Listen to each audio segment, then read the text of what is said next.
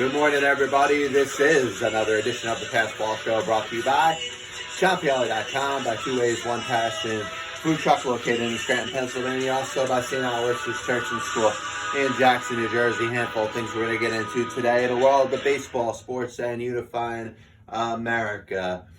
Now, it's going to be hard as the baseball season is getting ready to get started. You have pitchers and catchers reporting, and there is a black mark on the game. It's something that's going to get a ton of attention. It's something that almost makes you feel like there's still time left for the baseball season. In fact, if you look back, it's probably one of the quickest moving off seasons that we've really seen in recent memory. It seems like it was just yesterday.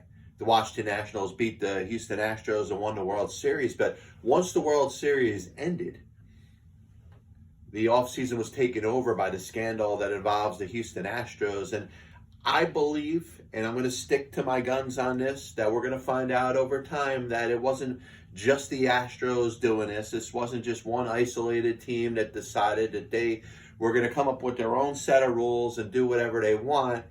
And that's going to make the whole situation, when you're judging teams, a little bit murkier.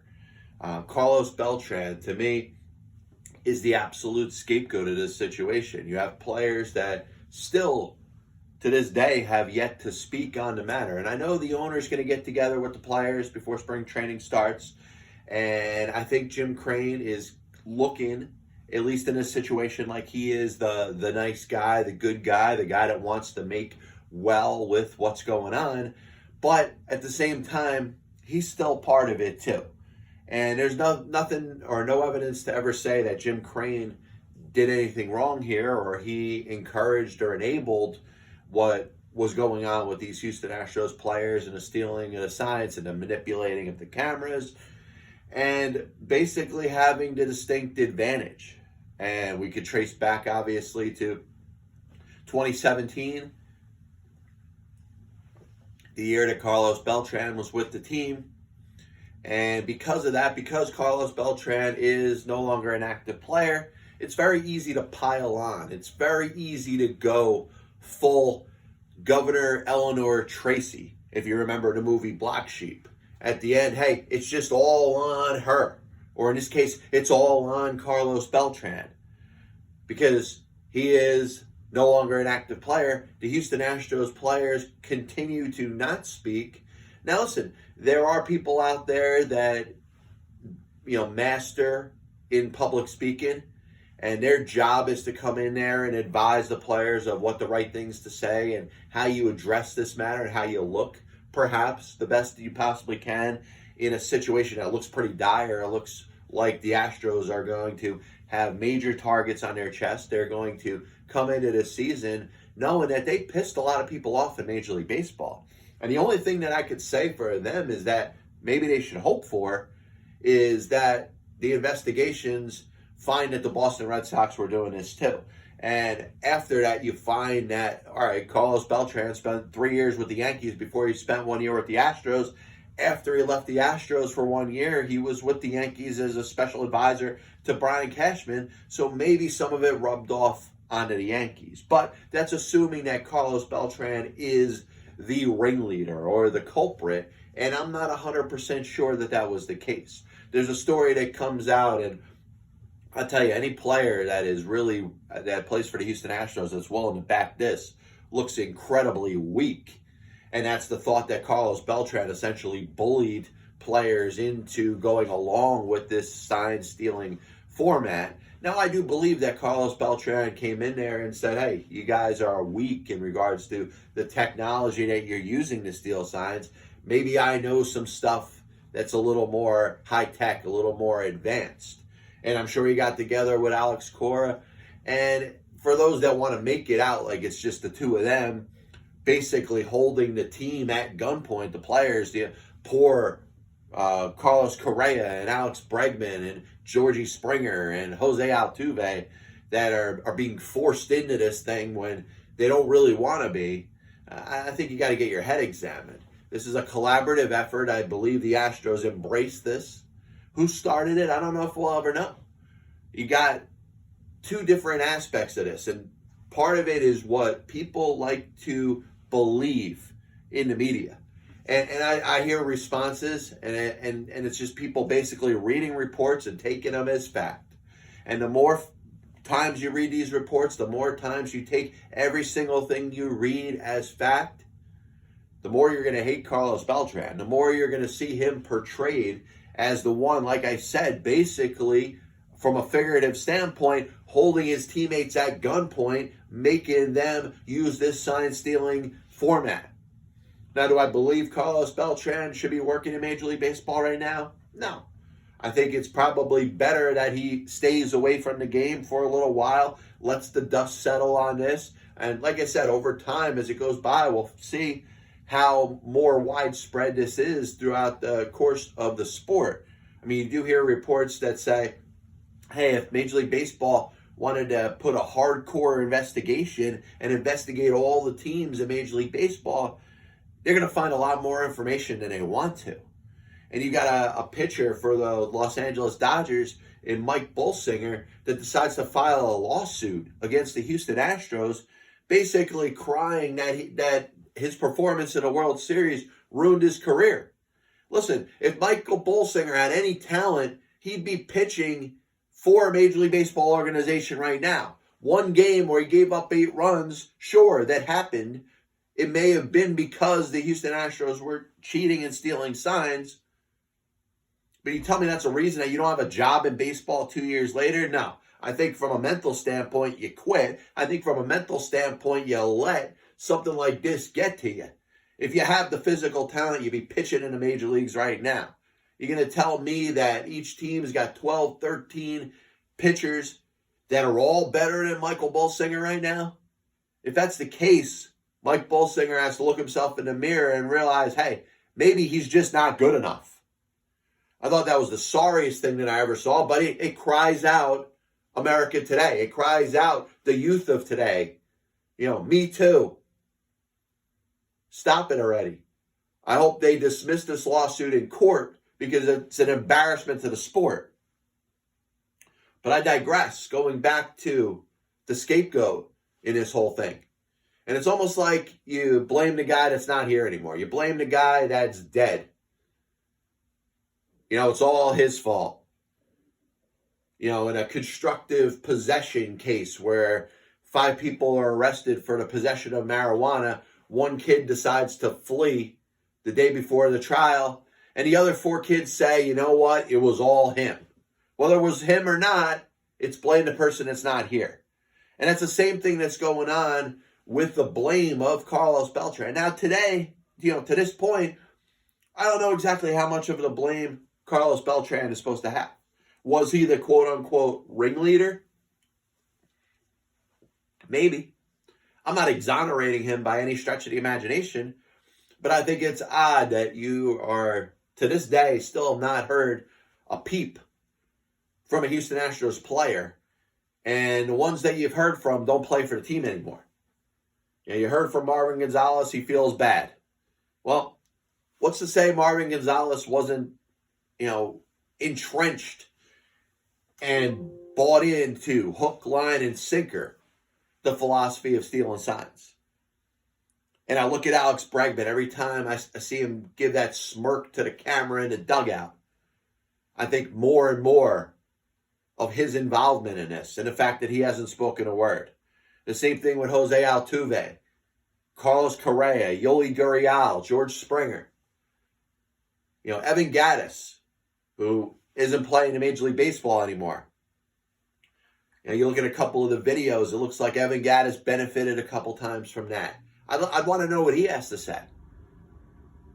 And when the Astros are out there trying to play the best way they can, from a public standpoint, they want to look professional. They want to look like they got a handle on things. They want to look probably remorseful. All things that I believe that they're going to try to do when they come out here and make this statement. But the thing that bothers me the most about this is I don't see any accountability. And I'd be shocked. And listen, I'll do another show Saturday. We'll be on, you know, early in the morning. I'll stand corrected if I hear the Houston Astros players discussing anything more than just the bare minimum. Alex Bregman's not going to take blame for the whole thing. I think you're going to get a very vague apology, probably a statement from the team, maybe a couple key players saying stuff that are very vague. Hey, we admit that maybe we did something wrong here. But there's not going to be that straight accountability, and that's going to go at the expense of two people that are no longer in that organization, and that's Carlos Beltran and that's Alex Cora. Now, you could say Alex Cora probably was influential in not just enabling, but coming up with the plan or allowing the plan to work out. But once again, he's not with the Astros anymore. He lost his job as the manager of the Boston Red Sox, and coincidentally, we haven't heard a word from him. We haven't heard a word from Carlos Beltran. And if I was Carlos Beltran, I would like to speak on this topic. Maybe not to a point where he goes and outs his own teammates, because I don't think that's in Carlos Beltran's nature. He's not a person that has shown the history of doing that.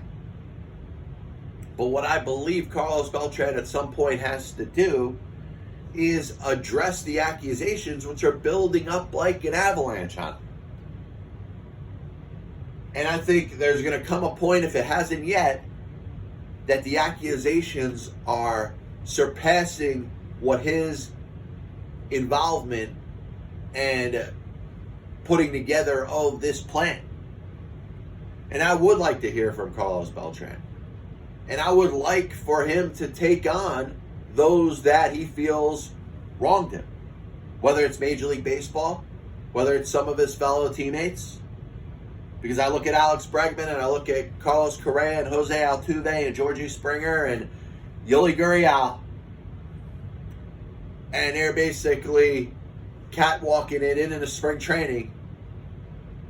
And I don't know if deep down they really feel like they're going to get away with this whole thing, while Carlos Beltran and Alex Cora, and by the way, AJ Hinch, who just happened to be managing the team, the more you hear from AJ Hinch, the more you hear a person that, probably didn't want to go through with this, felt, and I mentioned this on my last show, that he couldn't speak up in 2017 because he's a manager that just basically took over that team. And the players turn on him, he's going to lose his job. The role of a Major League Baseball manager is to kiss the ass of your players. That's one of your jobs. That, and take a series of notes, that's the game plan that comes from the front office, and implement it. That's all you got to do as a Major League Baseball manager. I could be a Major League Baseball manager right now. You could be a Major League Baseball manager right now. And we know, as Terry Collins said once, there's so few of these jobs. So you really want to screw it up by standing up to your players, even though you believe what they're doing is wrong? Because you might get a nice story on Nightline. Katie Couric or Diane Sawyer might do a nice interview with you. But it's going to be a long time before you get into baseball again. So I think it's important for Carlos Beltran to speak up. Like I said, not in a way to out his teammates, because I don't think that's his way. But what I believe he has to do is just set the record straight. If there's things that he may be guilty of and he doesn't feel comfortable talking about, that's fine. You know what? If he does that, he's doing no more than what the players are doing. Players are hiding behind this shield saying, hey, I don't have to say a word because I'm a member of the Baseball Players Association. And by the way, Tony Clark, and I understand, it's just a position. I'd be blaming Donald Fear if it was him. I'd be blaming Michael Weiner if it was him. I'd be blaming the great Marvin Miller. And you know how I feel about the legendary Marvin Miller and how happy I am that he's in baseball's Hall of Fame. The head of the Players Association has to understand that there's some wrongdoing here. And at some point, it's only fair to those that may not have been as involved in this that the general public understands what happened. Because right now it's all getting thrown on Carlos Beltran. It's all getting thrown on Alex Cora. AJ Hinch, I understand he's the manager, he's in charge. He's taken as much of the blame as he probably deserves. Even though he becomes a favorite because of the way he's handled it. Jeff Luton now just looks like a jerk. And here's a guy that is just buried in thing after thing since he took over with the Astros. You know how much he's hated throughout the sport. Hated enough that a former Cardinals employee, when he left the Cardinals to go to the Astros, hacked into his computer and is now serving a jail sentence. Which, by the way, if you go to baseball winter meetings over the last couple of years, Jeff Luton now is the only guy that has to walk around with security guards like he's so much more holier than anybody that's there. But I digress. The thing that's going to be interesting is to see how baseball chooses to police itself. And that's why I think it is important that Major League Baseball continues to investigate. I think it's very important that the Astros players speak up, probably show some remorse, but maybe provide a little more details in regards to what's going on. It'd be beneficial for, let's say, another player in Major League Baseball to speak up and say, hey, this team's doing it too. I think if there's a couple more investigations that get opened up, you're wondering why it's taken so long for an answer for what's going on with the 2018 Boston Red Sox. There's probably more legs to it. You hear Chris Young saying, hey, the Apple Watch thing was my idea. I got it from when I played for the Yankees. And guess who was with the Yankees when Chris Young was with the Yankees? Carlos Beltran. So we talk about the Yankees who may feel like they were wronged in 2017 when the Astros beat them in EALCS. Is it cheating if everybody's cheating? If both sides are cheating, is it really as wrong? And the Dodgers, who are, screaming bloody murder. I hope that every single one of their balances are filled in and checked. I hope every one of their statements are provided. I look at the Los Angeles Dodgers and, who knows? We know if we go back in history of cheating in Major League Baseball for years upon years, the game started with cheating. The game started with deviants that didn't want to work regular jobs. They didn't want to build America. They didn't want to work on a railroad. They didn't care about infrastructure. They didn't want to work in the fields. They were deviants. They took their six-pack of beer that had, friggin' 30% alcohol, sat in the dugout and played a game. Got a commissioner that was the biggest racist you'll ever meet, and the reason that you didn't have blacks in the game until 1947. You had to wait until the guy died before there was a chance that blacks would be in baseball. Oh, baseball. Great game. Last thing, obviously, you got to bring up. You got the situation with the Houston Astros players, and obviously, there's a lot of people in Major League Baseball that are pissed off here. I bet you there's some pitchers that are on the Houston Astros staff that are pretty pissed off at what the Astros did. I'm anxious to see what a guy like Justin Verlander has to say. Is he going to stand by his teammates? Or is he going to let, something come out there? Maybe Kate Upton operates a burner account on Twitter that tries to stick up for him and make him look like a good dude. Do the pitchers try to distance themselves from the hitters? Or is part of the meeting to unify and be on each other's side? I don't know. Obviously, you're going to get retaliation from other teams in baseball. I mean, there's American League pitchers that are like, man, I can't wait to bean Alex Bregman in the friggin' back. And I wonder how much of it they plan on taking. Do they take their hit by pitches and go to first base? Or they end up sitting there brawling? I'm sure at some point it's going to bother them. And is it going to be widespread? Is baseball as an entity within the players going to be in a position to try to take it into their own hands. I'm curious to see what the Astros players are going to say. I'm not holding my breath, though. I'm not expecting very much. And once again, you got a couple names that are out in the general public because they're no longer associated with the Astros and weren't associated with the Astros when the story broke. It's very easy to pile on. And if you are a fan or if you're a person in the media and you're just going to sit here and believe every last little thing that's reported, then you are going to make Carlos Beltran and Alex Cora out to be the worst people in the world. You're going to think that the Houston Astros players are innocent. You're going to feel bad for Alex Bregman when he's staring into the camera monitors and he knows what's going on. I'd like to see some accountability to the players here because I think we have an incomplete story. And that's really what bothers me the most about this. I may come out as a Carlos Beltran or an Alex Cora apologist. But in reality, I just want the whole truth to come out.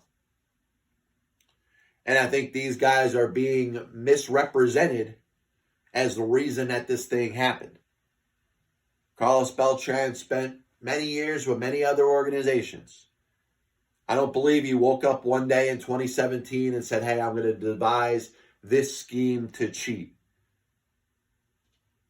Some of it resonated during his time with the Yankees, maybe even during his time with the Cardinals and the Giants and the Mets and the Royals. Who knows?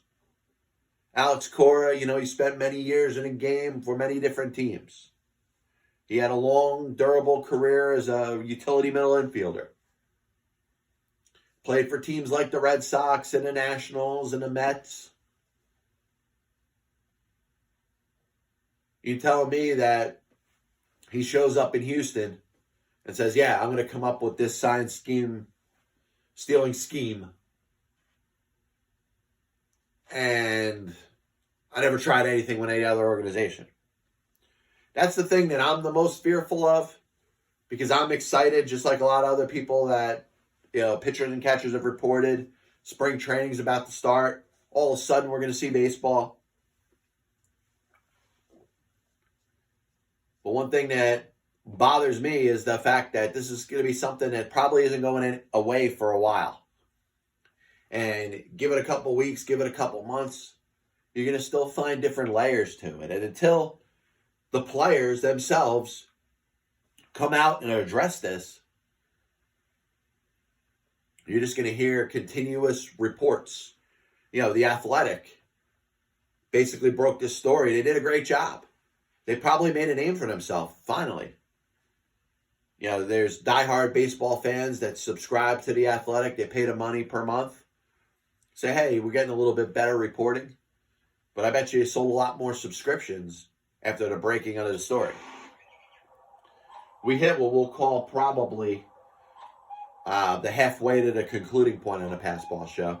Cuckoo clock, the whole thing. Reminder that the program is brought to you by JohnPLA.com, by St. Aloysius Church and School in Jackson, New Jersey, by Two Ways, One Passion Food Truck located in Scranton, Pennsylvania. Be remiss if I didn't mention the player, Jay Boomeister, the defenseman of the St. Louis Blues, ends up having a cardiac incident on the bench. They ended up having to postpone the game the other day. He said it's easy to lose track of life in a situation like this. Guys playing a sport, and all of a sudden something like this happens.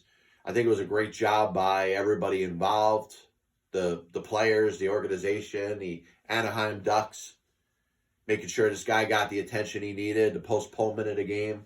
I thought it was a good thing. I think of NFL free agency as still a little bit of ways, maybe another month or so. We'll find out. Certain players are going to get cut. You already know that Phillip Rivers isn't going back to the Los Angeles Chargers. And you think about a bunch of different teams that need quarterbacks. I do think there's going to be a pretty good carousel. Whether Tom Brady leaves New England or not, I will believe it when I see it Now, some people say that it's as much as 50-50, that he really is considering taking a top money offer to go somewhere else, maybe go out to the West Coast, maybe play for another team. Maybe part of his challenge is to say, hey, I could go out there and win a Super Bowl by myself. Now, I don't think he needs to do any of that. He's already the greatest of all time. He's been to 9 Super Bowls. He's won 6 Super Bowls. He has been to more Super Bowls, of course, with Bill Belichick, than any other team in National Football League history. But once again, I'll believe that Tom Brady is not staying in New England when he signs with somebody else. Yeah, Teddy Bridgewater, is he going to get a chance to be a starter somewhere? Probably. He probably gets paired with a rookie or somebody else.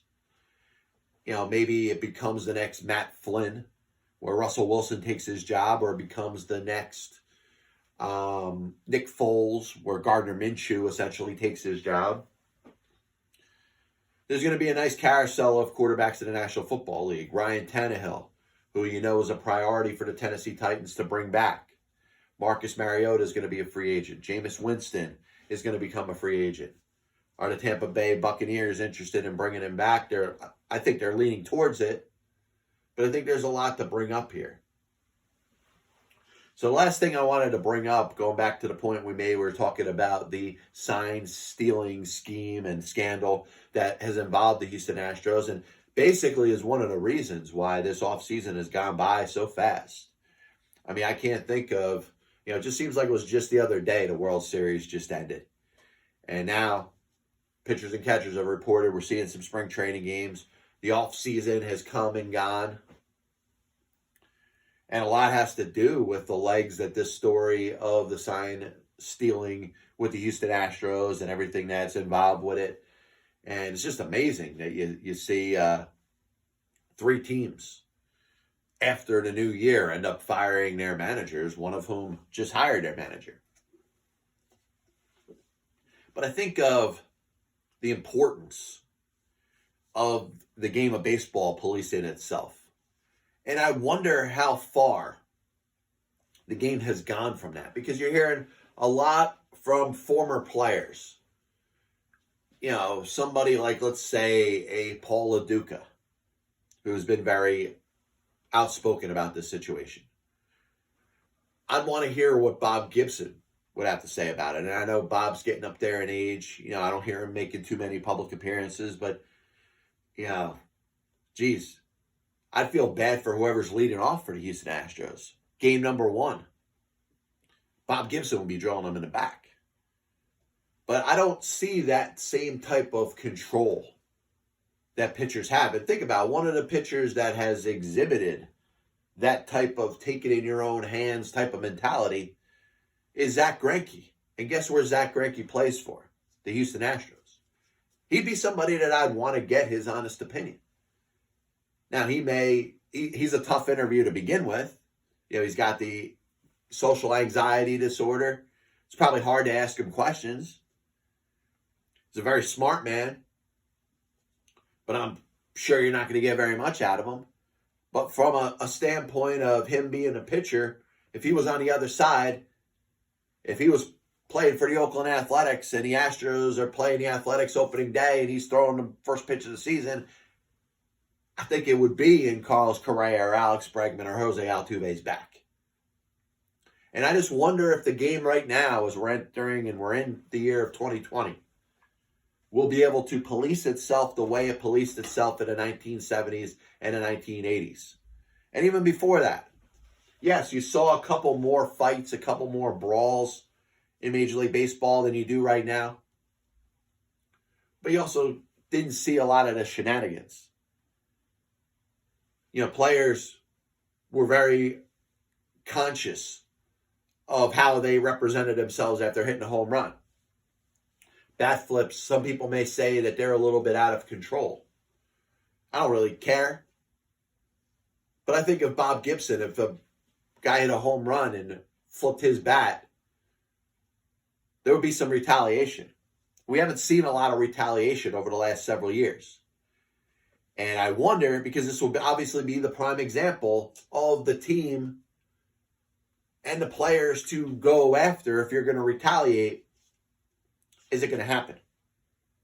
And obviously, the media is going to be all over this. Every single Astros batter that gets hit by a pitch, it's going to be assumed that it was on purpose. Is there going to be a pitcher or two, or a team for that matter, that's going to take this matter into their own hands? It's interesting to see the way it works out. I do want to thank everybody for tuning in. A little bit of a shorter show today. We'll be back with you Saturday. We'll talk a little golf, Daytona 500. You got this coming Sunday. Obviously football, which we just talked about, basketball. I've been speaking a lot about Damian Lillard. I know he's hurt now. He's going to miss the All-Star game. He's had a great season, but, with all due respect to him, and he's certainly become a star in the National Basketball Association, it's hard to watch somebody score 50 points for a team that's not winning. I'm sorry, man. I know it may not be the most popular take, and it's not really meant with disrespect towards Damian Lillard, even though it probably comes out that way. And maybe it's just the Portland Trailblazers, the rest of that team is just that bad. But it doesn't look good when you're popping 50 and your team's losing. I think of the guy in Mr. 3000. The movie with who's the guy that died? I'm sorry. Bernie Mac. He plays the guy that just gets the 3000 hit and quits, and then you got the younger player that's coming up, and he makes the famous comment to him. He says, and obviously I'm paraphrasing, you're hitting all these home runs, but your team's losing. And I'm not saying Damian Lillard is the same, but I wonder how he feels when he's popping 50 a night and his team is not in the mix for playoffs or sliding into the playoffs with a losing record. The MLB rules changes, the 3-batter minimum. I think that's something that's interesting to think about. It's going to change the game a little bit. The thing that I'm the most happy about with this rule change is the fact that, these pitchers, especially the left-handers that have jobs in baseball, and all they do is go out there and they face one batter. You're going to need to have a little more ability than that. A little more than just a fastball and a sweeping slider. So you know what? Those pitchers that feel like you're being taken out of the game, learn how to get a right-hand hitter out. Just because you've succumbed to analytics, now baseball is forcing you to have to adapt. So do it. I like the 26-man. I like the fact that teams can't carry any more than 13 pitchers on their staff.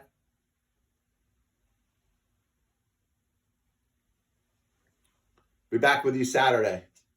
God bless you. And as always, I'll see you on the other side.